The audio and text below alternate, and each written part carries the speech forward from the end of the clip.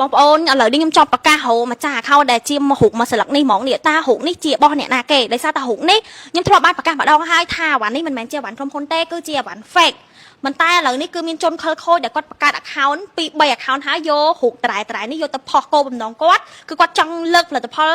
គាត់ដើម្បីជន់ផលិតផលយ៉ាសកាទីសាថ្មីហ្នឹងហើយមិនបាច់ផឹងលក់ទៅដល់អតិជនឲ្យ feedback ទេប៉ុន្តែប្រើក្បួនជន់លេខគេលើកលេខខ្លួនឯងហ្មងអញ្ចឹងខ្ញុំសូមផ្ដាំទៅអ្នកដែលគាត់កំពុងធ្វើបែបហ្នឹងឲ្យឈប់ជាបន្ទាន់ណាព្រោះអីខ្ញុំនឹងធ្វើទៅតាមផ្លូវច្បាប់ហើយអញ្ចឹងបើសិនជានៅតែធ្វើបែបហ្នឹងទៀតកុំគិតថា account fake គេរកអត់ឃើញណាហ្នឹងហើយសូមបញ្ជាក់បន្តិចជាមួយលេខអាសកាបងប្អូនអាវ៉ាន់ដែលខ្ញុំដែលគេយកទៅផុសនេះមិនមែនជាអាវ៉ាន់របស់ក្រុមហ៊ុនទេគឺជាអាវ៉ាន់คล้ายៗដោយសារតែកន្លែង600ក្រាមនេះគឺអត់ដូចរបស់ក្រុមហ៊ុនទេបងប្អូនហ្នឹងហើយហើយកន្លែងនេះក៏ដូចគ្នាអសរយ៉ាសកាគឺដិតកន្លែងនេះគឺស្រាលហ្មងនិយាយទៅអាវ៉ាន់ fake នៅអាវ៉ាន់សិនវាខុសគ្នាហ្មងណាអត់ដូចគ្នាទេអញ្ចឹងរូបនៅលើហ្នឹងមិនមែនជាអាវ៉ាន់សុទ្ធទេហើយខ្ញុំចង់ប្រកាសហៅម្ចាស់ account ដោយសារអីដើម្បីគាត់សហការមួយក្រុមហ៊ុនដើម្បីចាប់ប្រភពអាវ៉ាន់ហ្នឹង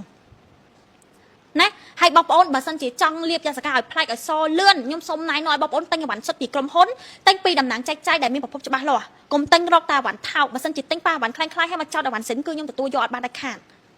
ហើយសូមបញ្ជាក់បន្តិចជាមួយនឹងសាច់លេខយ៉ាសកាគឺសាច់លេខខាប់ល្មួតអត់មានជាតិម្សៅទេដែលសារលេខយ៉ាសកាគឺជាប្រភេទលេខសុទ្ធសាច់លេខពេលដែលអូមកលើស្បែកគឺមានជាតិទឹកជាតិសំណើមហ្មងអ្នកហូមមិនអ្នកស្បែកស្ងួតមិនក៏លាបចូលដែរបើសិនជាអវ៉ាន់លាបទៅកកស្ពីស្ពូនៅលើស្បែកហើយទិញអវ៉ាន់របស់ក្រុមហ៊ុនខ្ញុំសងមួយគុណនឹង20តែម្ដងណាព្រោះសាច់ផ្សេងខ្ញុំតេស្តគ្រប់ស្បែកអស់ហើយអត់មានលាបអត់ចូលទេសាច់លេខគឺអស់ស្រួលលាបត្រឹមយ៉ាសកានឹងហើយបងប្អូន